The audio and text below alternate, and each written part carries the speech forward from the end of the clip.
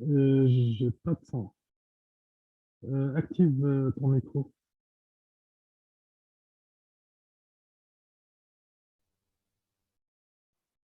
Il faut activer ton micro. Oui. Salut. Bonjour Amine. Bonjour, ça va? Ça va et toi? Est-ce que tu m'entends bien? Moi, je t'entends bien, par contre, je t'entends du PC et pas du casque. Alors, attends. Ah oui, c'est. Ah oui, mais c'est chez toi. Hop. Ouais, salut Amine, c'est Stéphane. Moi, je suis avec mon café. Tac. Voilà, c'est bien, j'ai l'impression que la petite image est pas mal. Est-ce que tu nous entends correctement? Parce que la qualité du son, elle est importante dans ce type de réunion, presque plus que l'image. Attends, je cherche comment changer. Alors.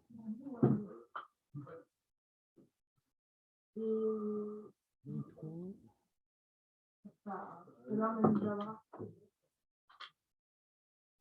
Vous pensez à ce qu'il n'y ait pas de bruit dans l'environnement entre 12h59 et 13h31. Ouais, on va fermer les portes, on va te laisser seul. Donc du coup, c'est bon, Amine? Attends, j'ai pas compris. Non, je cherche comment avoir le son du micro. Alors, attends. En tout cas, on t'entend bien. Fais attention à bien articuler avec ton micro là où il est, à parler assez fort. Faut que tu penses à parler assez fort pour qu'on t'entende bien. Comme tu as, un micro de casque qui n'est pas forcément le micro de meilleure qualité, pense à parler fort. Mais je sais pas comment. Je sais pas pourquoi il capte pas d'un micro. Ah, si ton micro, c'est ton micro de casque que j'entends là. J'entends bien, j'entends les P, j'entends les B, donc je ne les entendrai pas sur ton ordinateur, comme ça. Oui, mais moi j'entends depuis l'ordinateur et c'est pas top. Ah oui. Oui, d'accord. Alors, je sais pas pourquoi il n'a pas capté. Ok. Pense à couper les notifications que tu peux avoir sur ton ordinateur qui pourraient être faire des petits bips intempestifs ou te distraire. Pense à couper tes mails pendant la demi-heure. Donc voilà. Nous, on va dire que c'est nous qui projetons le support. Comme ça, toi, tu n'as pas à t'en occuper. Et ça me permet de… Quand tu vois que je passe un slide un petit peu vite, ça veut dire qu'on est un petit peu en retard sur le planning. Et puis au contraire, si je traîne un peu, ça te laisse dire que tu as du temps, quoi. Ça permet de te passer un message un peu sibyllin pour te dire qu'il faut qu'on active ou qu'on n'active pas. C'est toi qui vas partager le. C'est moi qui vais partager la présentation, ouais, ça me paraît mieux. Comme ça, je suis maître du temps. Ouais, mais bon, je préfère que c'est moi qui Tu vas la voir, toi, hein, du coup. Tu vas la voir. Hein. Hein? Tu aurais préféré que ce soit toi qui la partage? Ouais. Tu te sens plus à l'aise? Alors, attends, déjà, je cherche. Prends la dernière version que j'ai envoyée, j'ai corrigé les fautes d'orthographe et tout ça. Quoi. Oui, j'ai la dernière. Ouais. D'accord. Je vais remettre ma verre, je vais poser, ça sera mieux.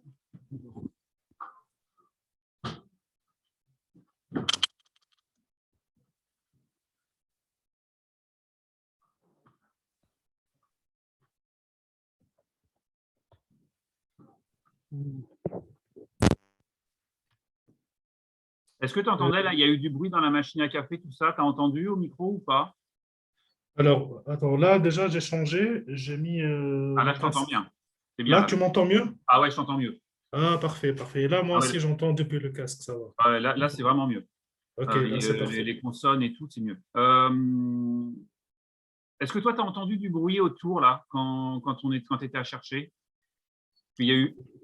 Je ne sais pas, parce que j'avais la mauvaise qualité du son. D'accord. J'entendais depuis le PC. Je vais leur dire de faire le moins de bruit possible pour pas qu'il y ait de bruit. Tu m'entends bien, moi, de ton côté? La qualité du son, elle est correcte? Ouais, parfait. Là, c'est parfait. Bon, bah écoute, très bien. Donc, tu préfères projeter, alors? Oui, je préfère projeter. Alors, vas-y, fais un test pour qu'on voit si ça fonctionne. Ouais.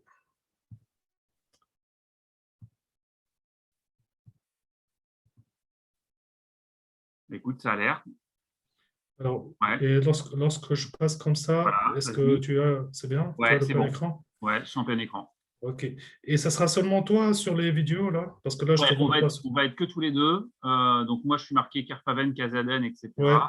Comme ça, on prend le PC d'Audrey parce qu'elle elle est connectée sur un meilleur réseau. Et puis, elle est administratrice de la réunion. Ça enlève tout risque. Et on a un monsieur qui se…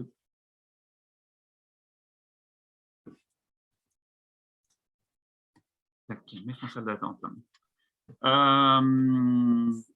d'accord. C'est toi qui vas gérer les Ouais, participants. globalement, voilà. Toi, tu te focalises sur le contenu et moi, je me focalise sur les à côté. Donc, s'il y a des questions, c'est moi qui les note et c'est moi qui te les pose. S'il y a des… s'il faut aller plus vite, moins vite, c'est moi qui te le dis. Et puis voilà. Audrey, j'ai besoin de toi quand même. Et puis, en gros, il y a des gens qui se connectent. Donc, moi, je les colle en salle d'attente en attendant. Et je ne saurais pas comment les remettre. Donc là, Participants, tu vois 4. Je les invite à ce moment-là. Okay. ils sont en salle d'attente là. Mais il y en a deux que j'ai mis en salle d'attente. Alors, je préfère prévenir. Ah, c'est vous? Oui, c'est nous.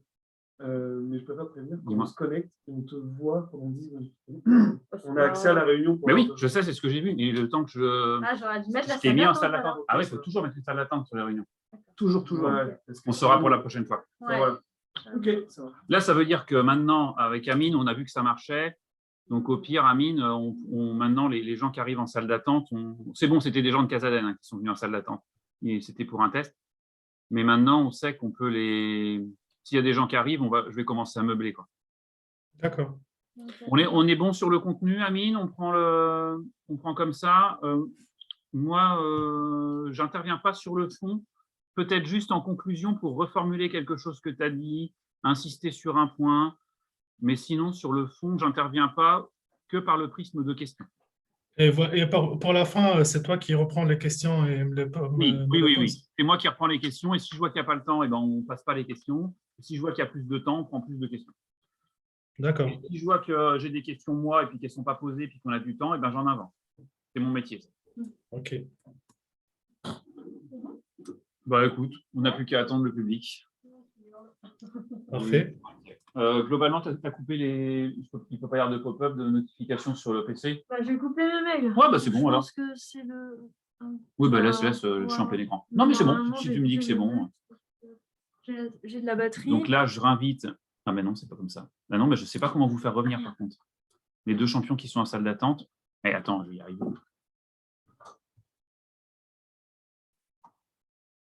Moi aussi, j'ai désactivé les notifications de Windows.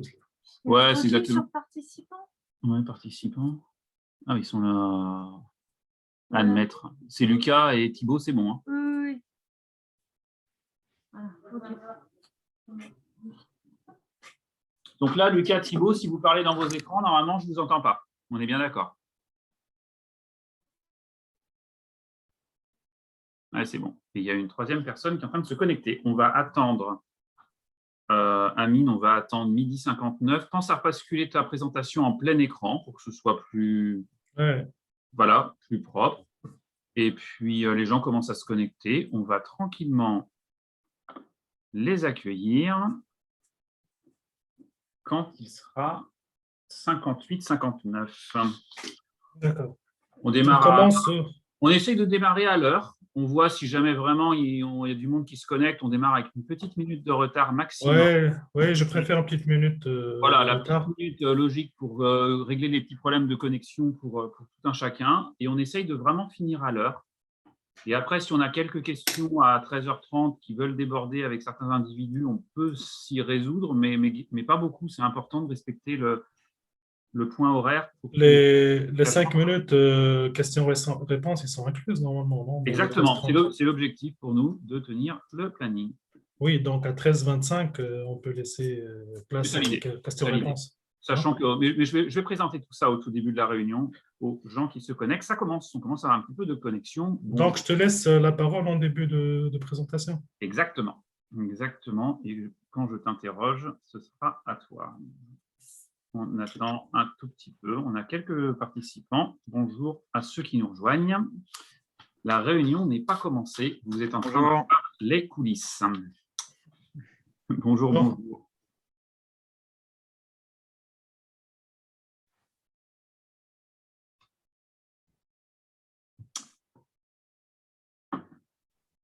ouais, il est 57. On va laisser le temps aux gens. On a quand même empiété sur la pause déjeuner de tout le monde. Mais y compris la nôtre, hein, ne vous inquiétez pas.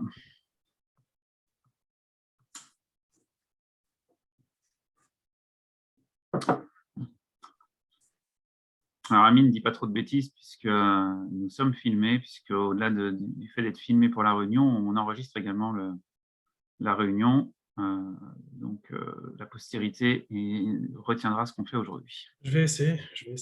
On va voir. Après,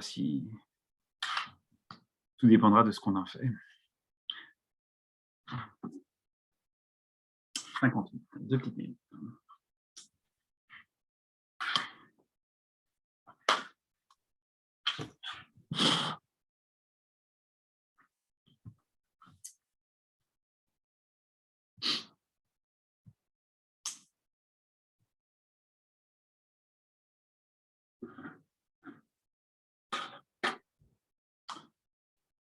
En tout cas, ton post ce matin, Amine, a eu beaucoup de succès sur LinkedIn.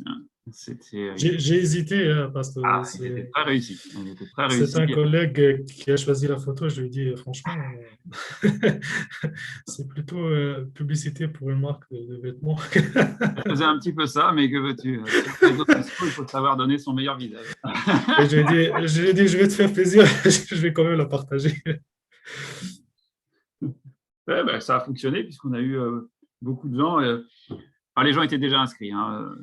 L'intérêt, c'est de capter l'attention. Le nombre de participants est figé depuis hier soir, mais ce n'est pas grave, ça permettait de remettre un peu d'animation sur tout ça.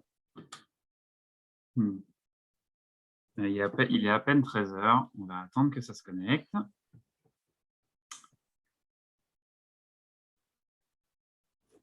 Bon, j'ai la liste devant moi. Écoute, je vois qu'on a du monde, en effet. On salue. Et il est 13h pile. Eh ben, on va commencer par une petite introduction pour laisser au dernier. Bonjour, je m'appelle Stéphane, je suis l'animateur de cette réunion. Bienvenue sur le premier webinaire du groupe Kerfaven, représenté aujourd'hui par sa filiale Casaden et par Amine. L'objectif d'aujourd'hui pour ce premier webinaire, ça va être de traiter du sujet de l'agilité, mais en ayant volontairement choisi le prisme de le sortir du domaine informatique, où il est toujours inclus habituellement. Là, on va essayer de tirer un pont entre tous les travaux que peut faire Casaden dans l'ingénierie, en général dans les grands projets, et les concepts agiles qui sont très, très utilisés et qui sont nés dans l'informatique.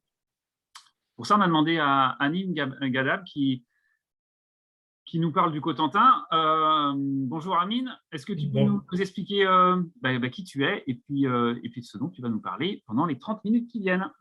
Bonjour Stéphane, bonjour à tous. En fait, l'idée, c'est qu'on va essayer de voir un peu comment aujourd'hui on essaie d'intégrer des notions de l'agilité dans les grands projets complexes d'infrastructure. Parce qu'on parle toujours, comme tu l'as dit, de l'agilité dans le domaine informatique et pas dans les projets non informatiques. Donc, on va découvrir un peu ce qu'on va voir dans ce webinaire. Explique-nous d'abord qui tu es, quelle légitimité as-tu pour nous parler de tout ça?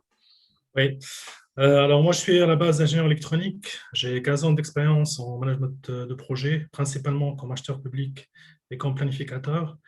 J'ai 10 ans dans le secteur ferroviaire, bon, 4 grands projets, 3 ans dans le domaine nucléaire, plusieurs projets en tant que responsable technique local d'équipe de planificateurs, ce qui m'a permis d'avoir un œil sur plusieurs projets pendant cette courte période de 3 ans. Depuis toujours dans les projets informatiques. Bon, je prétends pas être expert en informatique, mais j'ai suivi des projets simples et des projets complexes en informatique. Je suis aussi formateur Primavera P6 et certifié Project Management Professional PMP. Ok, Primavera P6, juste, je pense que ça parle à peu près à tout le monde, mais on va juste redire ce que c'est. Alors, c'est un logiciel de planification qui utilise principalement la méthode du chemin critique. Donc, c'est utilisé pour des projets linéaires. Ça veut dire que ce n'est pas vraiment adapté à l'agilité. C'est ce qu'on utilise aujourd'hui pour les projets complexes. OK. Donc, on va faire juste un petit rappel des projets. Je pense que c'est très important. Alors, on sait que le projet, en fait, ça dépend du niveau d'incertitude qu'on a. Peut-être un projet simple, si on maîtrise, que ce soit le volet technique, que ce soit le client, il maîtrise exactement ce qu'il veut. Et petit à petit, si on ne maîtrise pas la partie technique, ça se complique. Donc, et c'est pour ça que ça s'appelle des projets compliqués. Même chose, si le client, par exemple, ne sait pas exactement ce qu'il veut, on peut considérer que c'est un projet compliqué. Et après, au fur et à mesure, il peut devenir complexe. Si les deux, on ne maîtrise pas ni la technicité, le volet technique, ni la partie périmètre. Et à la fin, on peut juste arriver sur des projets chaotiques. Et donc, en fait, ça dépend du niveau d'incertitude quand on applique que ce soit une méthode ou une autre de gestion de projet. Alors, normalement, on parle de planification et pas de gestion de projet. Mais la planification, elle part du périmètre. Donc, je suis obligé de passer un peu par la complexité du projet pour parler de la complexité de planification. Donc, projet simple, on peut parler d'une maison, d'un site web simple. Compliqué, je ne sais pas moi, par exemple, les extensions de ligne tramway, ça peut être un peu compliqué. Alors, simple, c'est lorsqu'on n'a que des certitudes. Compliqué, lorsqu'on a plus de certitudes que d'incertitudes. Mais on commence à avoir des incertitudes. Complexe, c'est lorsqu'on a plus d'incertitudes que de certitudes. Et chaotique, ça veut dire qu'on maîtrise presque rien du tout. Bon, chaotique, on peut parler de projets innovants, par exemple, de nouvelles technologies. Et complexe, on peut parler de certains projets nucléaires où il y a de l'innovation ou bien un nouveau procédé. Voilà, c'est juste une petite idée, un petit rappel sur les types de projets par rapport à leur complexité. Avant de passer au slide suivant, je propose juste un petit rappel. N'hésitez pas à poser des questions. On va les garder pour la fin, les questions. Mais par contre, si vous avez des questions, peut-être qu'elles peuvent être intégrées dans certains points. Moi, je les prends au fil de l'eau et n'hésitez pas. On garde 5 minutes pour la fin pour poser des questions de toute façon à 13h25. Parfait. Je peux passer, Amine, au suivant. Merci. Alors, en parlant de méthodes de management de projet, les méthodes classiques, c'est le cycle en V. Donc là, j'ai fait exprès de prendre un projet informatique comme exemple de cycle en V et un projet de développement d'un moyen de transport comme un cycle agile, juste pour dire que voilà, ce n'est pas forcément un cycle en V, ce n'est pas forcément pour les projets non informatiques, et le cycle agile, c'est pour les projets informatiques. Donc voilà, le cycle en V, c'est très simple, hein. Ça commence par la définition du projet, expression du besoin, liste fonctionnelle, etc. Après, il y a la mise en œuvre, et à la fin, il y a les différents tests jusqu'à la mise en service. Pour le cycle agile, ici, par exemple, on commence par une seule roue, après on a la bicyclette à 2 roues, et après on peut ajouter un moteur, etc. Donc là, on incrémente à chaque fois notre produit jusqu'à avoir le produit final. Alors, hybride, c'est la combinaison des deux. Il faut savoir que dans tout projet agile, il y a quand même un peu de linéaire. Par exemple, moi, je vois les sprints comme une partie linéaire de la méthode agile. Et aussi, pour tout projet classique, en waterfall ou au cycle en V, il y a un peu d'agilité, dans le sens où il y a quelques notions de l'agilité qui sont intégrées. Et là, on va voir après comment petit à petit, on essaie d'intégrer de plus en plus cette philosophie d'agilité dans les projets classiques. Alors, on peut nous dire pourquoi essayer de chercher comment appliquer des méthodes agiles à des projets non informatiques. Parce qu'on sait qu'aujourd'hui, c'est un peu difficile d'intégrer des méthodes agiles dans des projets d'infrastructure, par exemple. Alors, il faut savoir que là, on parle bien de projets compliqués, complexes et chaotiques. Je veux dire, pour les projets simples, même en informatique, pas besoin d'utiliser les méthodes agiles. On n'a pas besoin d'utiliser les méthodes agiles. À la limite, peut-être un grand sprint, on va dire, entre guillemets, peut suffire. Donc, pourquoi on essaie d'intégrer l'agilité dans des projets non informatiques? C'est pour faire face au niveau élevé d'incertitude, pour être innovant. Principalement pour être innovant, parce que lorsqu'on parle d'incertitude, ça veut dire que c'est des sujets qu'on ne maîtrise pas. Alors, pour qui? Principalement les projets complexes et chaotiques et certains projets compliqués. Alors, est-ce qu'on peut utiliser l'agilité pendant toutes les phases du projet? C'est vrai que c'est un peu compliqué de parler d'agilité lorsqu'on est en construction. On ne peut pas imaginer de livrer, je ne sais pas moi, par exemple, une station ou bien une station de métro, ou bien un dépôt de tramway chaque semaine. Ce n'est pas possible. Donc, principalement, c'est dans les phases études, simulation, essai, prototypage et certains travaux où cela est possible. Donc, Ça reste possible pour certains travaux, on va voir après comment, mais principalement sur les phases avant travaux. Donc, comment on peut intégrer l'agilité dans les projets non informatiques? Théoriquement, c'est en approfondissant les études. On va voir comment après, qu'est-ce que ça veut dire approfondir les études. Simulation multiscénario, ça veut dire d'essayer d'imaginer plusieurs scénarios par rapport à plusieurs variables. Parce que là, on parle bien, je reviens, sur un niveau quand même d'incertitude assez élevé. Donc, il y a des sujets qu'on ne maîtrise pas et il faut imaginer plusieurs scénarios. Prototypage, pour vérifier, là, on parle plus bien de vérification, pour vérifier nos études, pour voir si ça marche bien sur un prototype avant d'aller à la construction, à l'intégration. Tout ce qui est essai, on peut penser à des essais, par exemple, petite échelle et des essais grande échelle. Mise à jour périodique du périmètre et de la matrice des risques. Ça, c'est très important de revoir à chaque fois le périmètre et les risques. Et validation fréquente du client. Et ça, c'est un point très important, que le client soit impliqué dans chaque étape ou phase importante du projet. Une petite précision, juste pour reprendre ce que tu as dit rapidement au début. Appliquer l'agilité, c'est bien appliquer tous les fondements, tous les concepts et puis les idées. Appliquer certaines boîtes à outils, même dans des projets simples qui utilisent certains outils d'agilité, n'en font pas pour autant un projet agile. Ce n'est pas parce qu'on fait des daily meetings ou qu'on fait une rétrospective à la fin d'un cycle de développement qu'on est devenu agile. Amine parle bien d'agilité dans le sens riche du terme, c'est-à-dire de l'ensemble du projet et de l'ensemble de la philosophie. C'est le souhait, c'est l'objectif. Ben oui. L'objectif, et on va voir après que ça commence à venir, mais ça prend un peu de temps. Alors, l'impact sur la planification. Donc là, on a vu un peu le périmètre, ce qui impacte directement la planification. Donc aujourd'hui, il faut prendre en compte le fait de pouvoir modifier certaines solutions, donc l'agilité, plus que gagner en délai lors de l'ordonnancement des tâches. Aujourd'hui, toutes les méthodes classiques de planification, même pour les projets complexes, on est en train de raisonner par délai et par coût pour ordonnancer. Donc toujours terminer le plus tôt possible. Ce que je veux dire par là, c'est que c'est un détail très important de voir les délais et les coûts.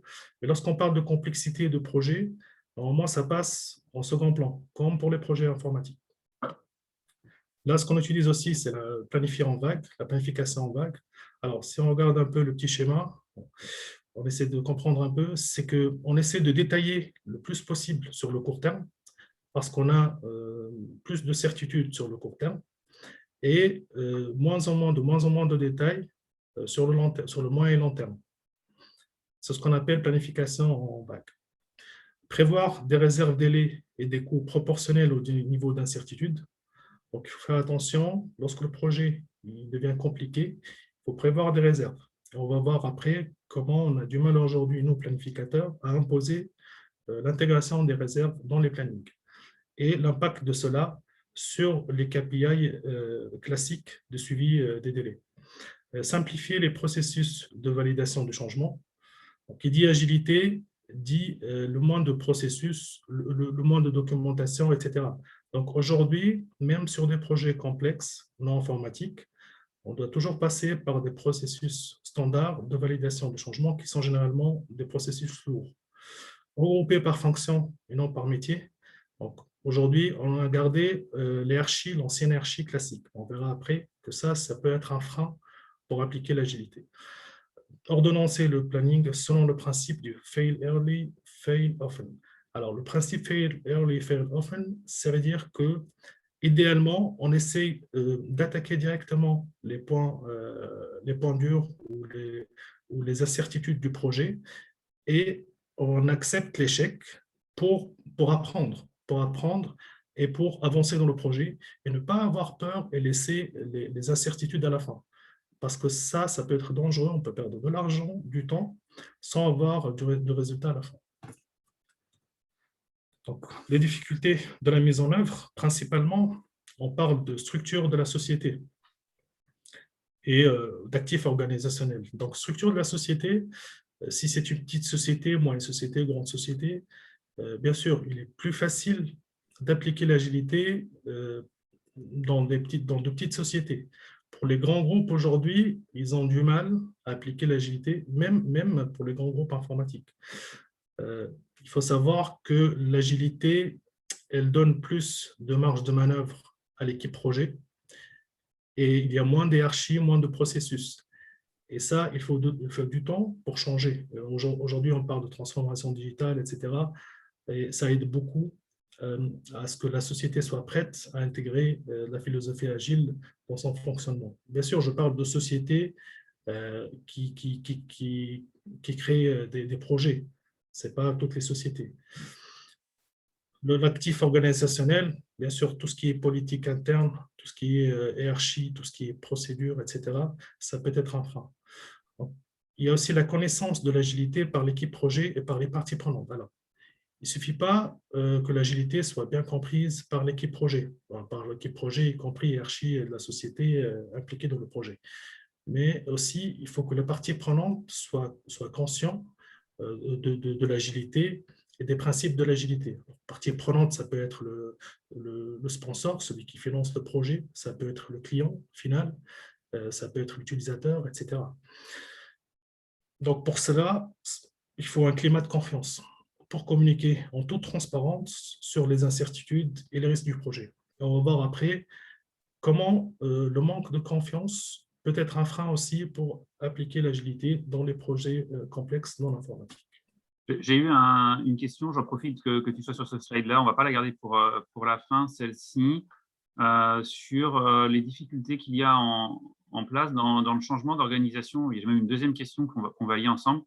Dans le changement d'organisation et toute la problématique du middle management, avec souvent des directions que moi j'ai beaucoup vues dans l'informatique, mais je voudrais savoir s'il se passe les mêmes choses dans le non-informatique, où la mise en place de méthodes agiles fragilise un peu et met dans l'incertitude un middle management habitué à des processus, à une relation hiérarchique avec ses équipes qui change drastiquement dans le monde agile, mais qui ne change pas forcément dans les autres endroits de l'entreprise, qui ne change pas forcément au niveau des sous-traitants et des partenaires. Comment est-ce que cette difficulté elle est également réelle dans ces grands projets et comment est-ce qu'on tourne? En fait, il y a toujours de l'opposition au changement, que ce soit pour passer de la gestion classique à la gestion agile, que ce soit pour autre. Et ce qui rend cette tâche encore plus difficile, c'est que l'agilité, en fait, elle parle bien du low-tech, high-touch. Ça veut dire qu'il y a moins de processus, moins de micromanagement, entre guillemets, et plutôt laisser l'équipe un peu gérer les tâches au quotidien, entre guillemets, leur laisser une marge de manœuvre. Alors, il faut savoir que si on ne laisse pas cette marge de manœuvre à l'équipe, ils ne vont pas être innovants, ils ne vont pas être à l'aise. Et là, on parle bien, c'est pour ça que j'ai insisté au départ de faire un petit rappel sur les types de projets. Lorsqu'on commence à parler de projets complexes à chaotiques, on est obligé de laisser un peu de liberté à l'équipe projet pour avancer, pour trouver des solutions à ces incertitudes-là. Et ça, c'est vrai qu'aujourd'hui, les grands groupes qui font des projets d'infrastructure ont du mal à passer rapidement. Là, on va aux USA, puis il y a certaines sociétés qui ont commencé vraiment à appliquer l'agilité, comme tu l'as signalé tout à l'heure, dans sa globalité, sur des projets non informatiques. Je prends comme exemple Tesla de Elon Musk, etc. Donc, aujourd'hui, c'est vrai qu'il faut faire l'effort. Moi, on va voir après par rapport à mon ex, je commence à constater que petit à petit, donc ils vont utiliser un peu Kaizen, par exemple, pour dire qu'il vaut mieux avancer petit à petit que faire un saut direct de la méthode classique à l'agilité. Donc, on va commencer qu'ils ont commencé aujourd'hui. On va voir qu'ils ont commencé aujourd'hui à intégrer petit à petit des notions de l'agilité. Donc voilà, ce n'est pas évident, tout le monde le sait, mais il y a des sociétés qui savent que pour faire face aux innovations et pour pouvoir avancer, on n'a pas le choix aujourd'hui. Il faut être plus agile. La deuxième question, je la garde pour au moment de ton Rex, plutôt. D'accord. Pratico-pratique. OK. Alors, mon Rex, sur l'application de l'agilité lors des projets complexes en informatique, je vais commencer par les difficultés, parce que c'est vrai qu'il y a plus de difficultés qu'autre chose, que de success story, on va dire. C'est d'exiger de détailler le planning au-delà de nos certitudes. Par exemple, les managers viennent aujourd'hui, nous demandent des plannings détaillés. On a parlé tout à l'heure de la planification en vague. Et parfois, ils nous disent, ça ne me suffit pas d'avoir les détails juste sur 2 ans. Là, je parle de projets qui durent 10 ans, 10, 15 ans, 25 ans. Et ils nous disent, voilà, ça manque de détails, je veux avoir des détails au-delà.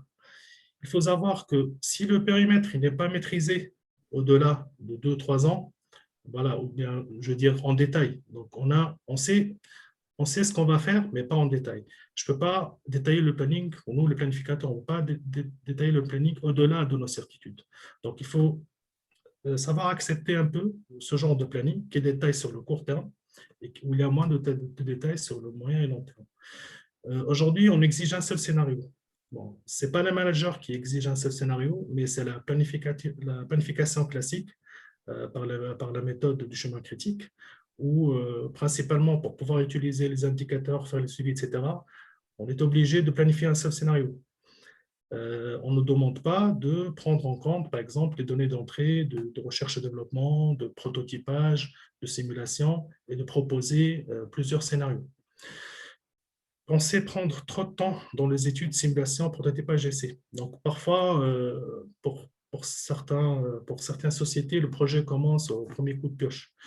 Pour eux, tant qu'ils n'ont pas commencé les travaux, réellement, le projet n'a pas commencé. Et il faut faire attention. Donc, dans les projets complexes, il faut laisser vraiment l'exécution au dernier moment, en partant du principe qu'on peut toujours changer. Alors, plus on va voir après, plus on intègre le client, les parties prenantes dès le début du projet et même en phase d'études, simulation, etc., plus le projet a ses chances de réussir. Piloter par les délais, les coûts et négliger la capacité du projet à s'adapter aux nouvelles données d'entrée.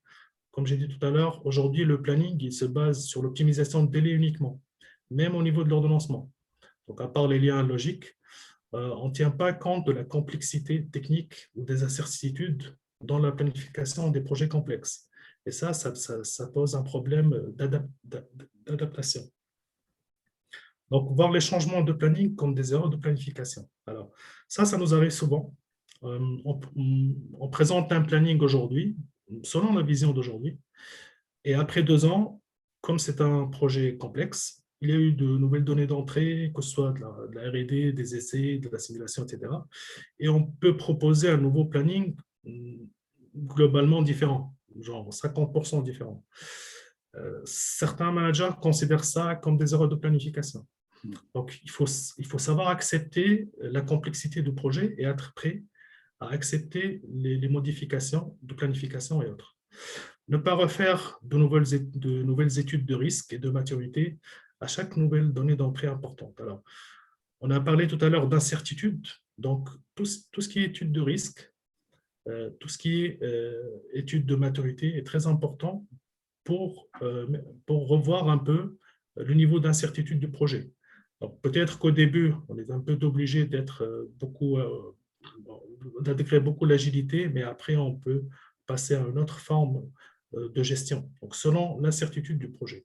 Ou bien le contraire, peut-être au début, le projet, sur certaines phases, il peut être simple, mais après, à certaines phases, on peut passer à d'autres méthodes de management de projet.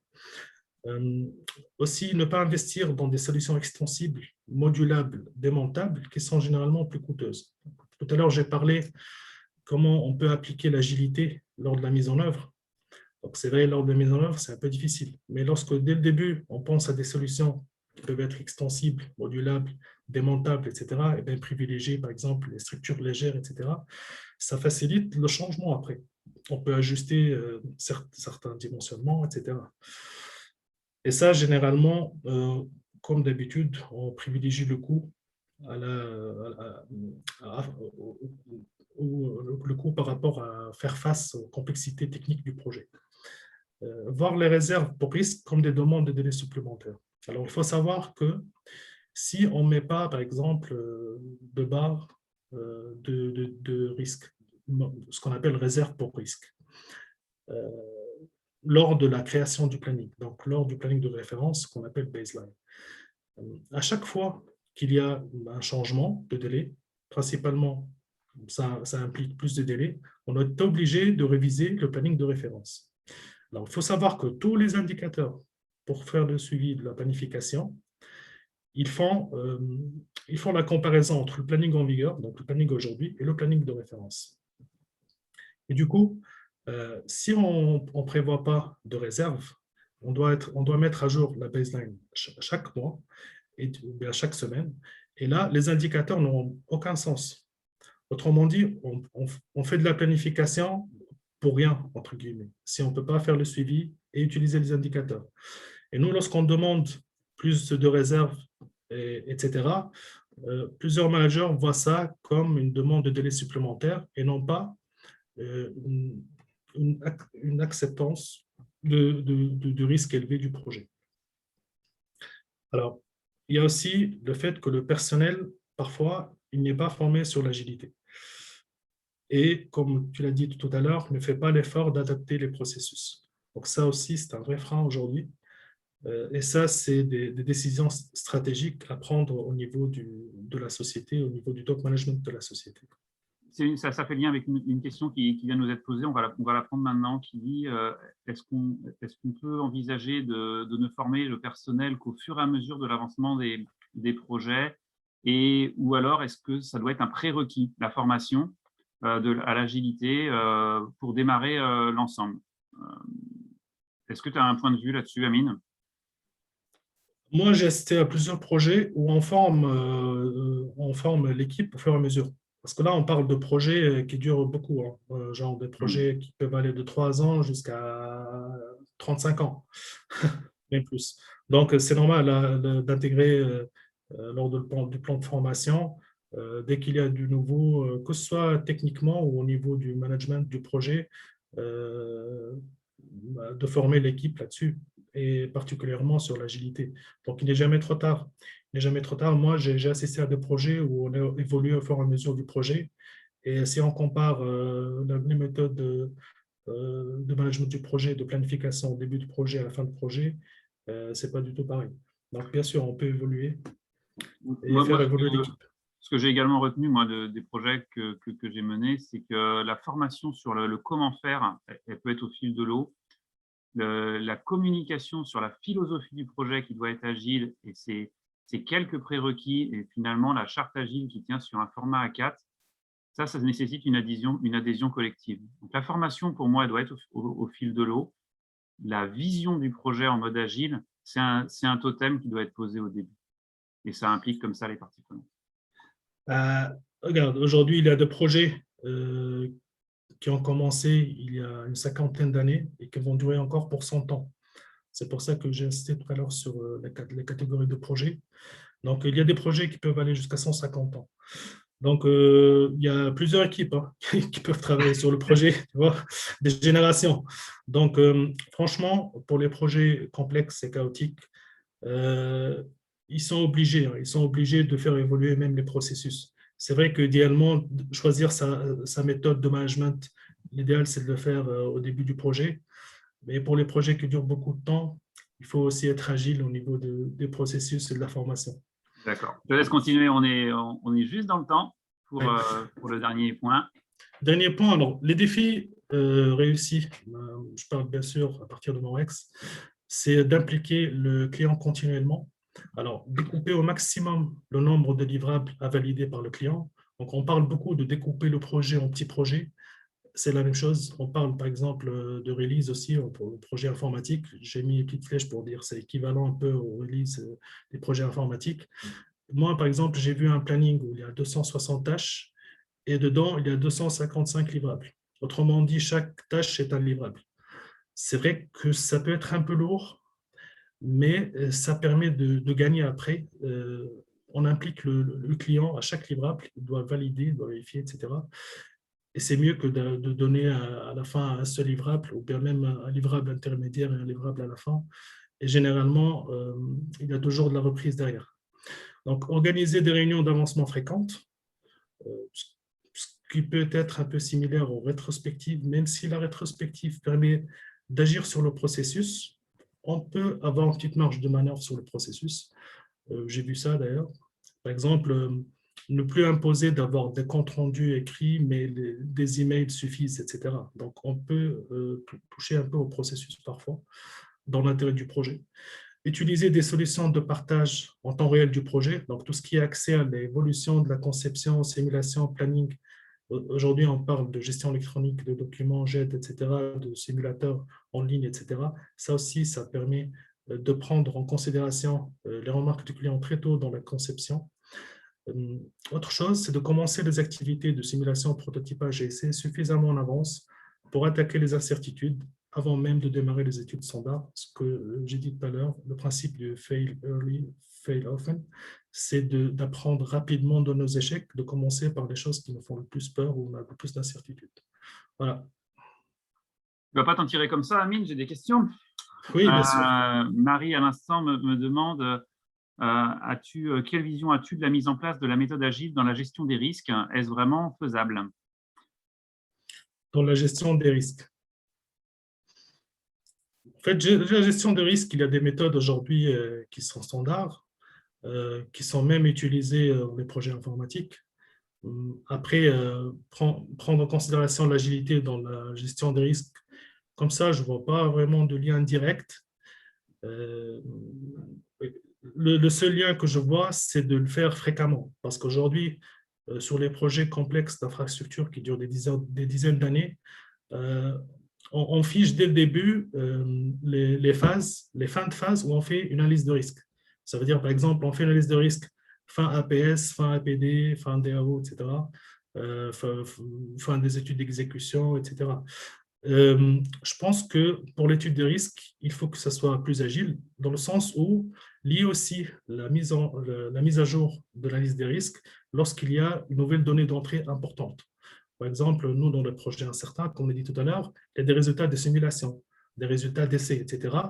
Et refaire directement l'analyse de risque lorsqu'on reçoit tel ou tel résultat d'essai ou tel résultat de simulation et ne pas attendre jusqu'à la fin de phase, parce que ça peut être un peu tard après. Une autre question qui est, est-ce qu'on peut citer quelques exemples? Tu as parlé en sous-jacent du domaine nucléaire ou du domaine ferroviaire. Est-ce que tu as des exemples de mise en place totale ou partielle d'agilité sur ces grands projets informatiques? C'est des projets d'infrastructure plutôt, des projets non informatiques. Oui, non informatiques, oui, c'était ma courte langue. Oui, alors, comme j'ai parlé ici de défis réussis, on parle de gestion hybride. Pour l'instant, on ne parle pas d'agilité à 100% dans les projets d'infrastructure, mais on parle de management hybride.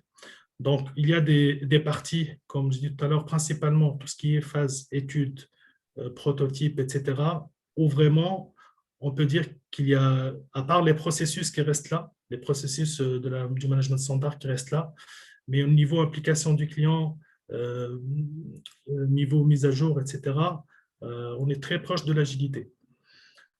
Tout ce qui est cycle court, donc on parle du rôle de Deming, plan, do, check, act, on le fait fréquemment dans ces phases-là.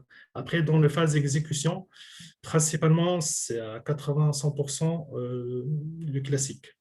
Donc, pour l'instant, on parle de système hybride et pas d'agilité à 100% pour les projets d'infrastructure. Ludovic demandait si on peut basculer d'un projet qui démarre sur quelque chose de très linéaire et qu'on bascule en mode agile. Alors moi, les seules fois que je l'ai vu, c'était dans la panique. C'était en se rendant compte que ça marchait tellement pas la planification du début qu'on finissait par basculer en panique en mode agile. Mais est-ce que tu as d'autres exemples, Amine? Ah oui, c'est vrai, ça arrive souvent. Ça arrive souvent quand on choisit une méthode qu'à l'instant T, on pense que c'est la meilleure méthode et qu'après, au fur et à mesure, on trouve que voilà, elle est assez rigide, elle n'est pas assez souple, etc. et qu'il faut passer à une autre méthode. Ça peut arriver, que ce soit pour des projets informatiques ou non informatiques. Ouais, parfois, il est complètement général. Oui, parfois dans des projets informatiques, on commence par un management classique. Et voilà, après, on découvre que le client ne sait pas vraiment ce qu'il veut. Du coup, on doit basculer automatiquement au mode agile et là, il faut revoir le contrat avec le client, etc. Ludovic, vous pourrez regarder du coup les cycles en Y ou les managements itératifs qui sont finalement quelque chose où le démarrage du projet est cadré en linéaire avec les grands enjeux, puis des boucles de réalisation mais quand même assez restreintes sur des périmètres avant de revenir à quelque chose de linéaire. Je pense que c'est ça qui répond le mieux à votre question. On arrive doucement à la fin de notre réunion. On a déjà débordé de 2 minutes, donc c'est autant de temps sur votre pause café. Merci Amine, un grand merci pour cet échange, pour ce premier webinaire du groupe Carfaven et de sa filiale Casaden. Donc, date est prise pour le deuxième mardi de chaque mois à 13 h. On va avoir des sujets assez divers, assez différents. On vous communique début de semaine prochaine le thème du prochain webinaire. On compte sur vous, parlez-en à vos proches. Si vous avez aimé, parlez-en aux gens que vous aimez. Et puis, si vous n'avez pas aimé, parlez-en aux gens que vous n'aimez pas. Comme ça, on aura du monde quand même. On compte sur vous pour mi-novembre. Et je vous souhaite une excellente fin de journée. À bientôt. À bientôt. Merci.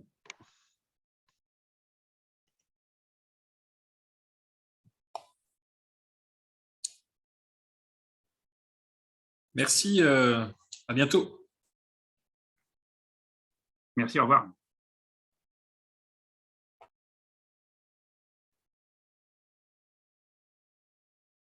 Alors, par contre, je ne sais pas comment on fait.